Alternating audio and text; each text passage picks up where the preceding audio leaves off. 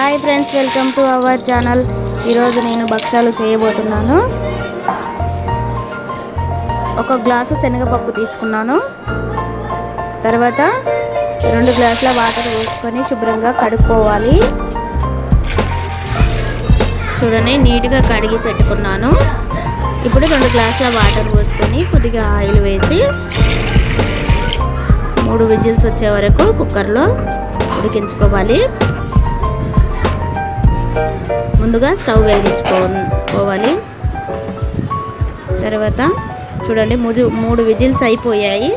ఇప్పుడు పొల్లుగా ఎంత బాగా ఉడికిందో చూడండి. పప్పు మెత్తగా ఉడికించుకోకుండా పొల్లుగా ఉండే విధంగా చూసుకోవాలి. తర్వాత 1.5 కప్పు షుగర్ వేసుకోవాలి.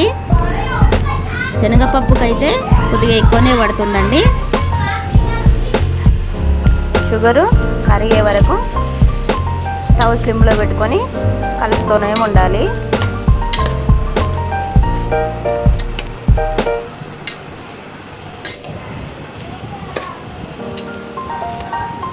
చూడండి, స్లిమ్లో పెట్టుకొని కలపాలి. ఎప్పుడైనా మంట హైలో పెట్టకూడదు, తొందరగా మాడిపోతుంది. ఇప్పుడు చక్కెర అంతా కరిగిపోయింది చూడండి. ఇలా నీరంతా ఇంకి దగ్గర అయ్యే వరకు ఉడికించుకోవాలి. చూడండి, ఇప్పుడు చిక్కబడింది కదా. ఇప్పుడు స్టవ్ ఆఫ్ చేసుకొని చల్లార్చుకోవాలి. చూడండి, ఇప్పుడు చల్లారింది. ఇప్పుడు మిక్సీకి వేసుకుందామండి. కొద్దిగా వేసుకొని మిక్సీకి పట్టుకోవాలి.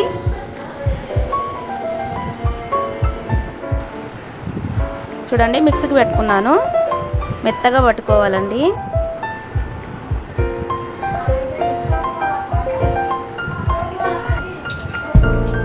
చూడండి, మైదా పిండి గోధుమ పిండి కలిపి పెట్టుకున్నాను. ఇప్పుడు భక్షాలు చేసుకుందామండి. ఇప్పుడు ఇలా ఉండలుగా పూర్ణంని తీసుకొని ఒక ఆయిల్ ప్యాకెట్ తీసుకొని దానికి ఆయిల్ రాసి ఇలా చిన్నగా చేసుకుంటున్నాను భక్షాలు. చూడండి ఫ్రెండ్స్, ఎంత మెత్తగా సాఫ్ట్గా వస్తాయో చూడండి. మీరు కూడా ట్రై చేయండి, చాలా బాగా వస్తాయండి. సన్నగా కూడా వస్తాయి. ఇలా ఉండలుగా చేస్తున్నాను. చూడండి ఎంత బాగా వస్తాయో భక్షాలు. చూడండి ఫ్రెండ్స్, ఈ వీడియో కనుక నచ్చినట్లయితే లైక్ చేయండి, షేర్ చేయండి, సబ్స్క్రైబ్ చేయండి. చూడండి ఫ్రెండ్స్, ఎంత మెత్తగా వచ్చాయో, సాఫ్ట్గా చాలా బాగా వచ్చాయి. మా పిల్లలు కూడా చాలా ఇష్టంతో తింటారండి. భక్షాలు అంటేనే చాలా ఇష్టంతో తింటారు. చూడండి.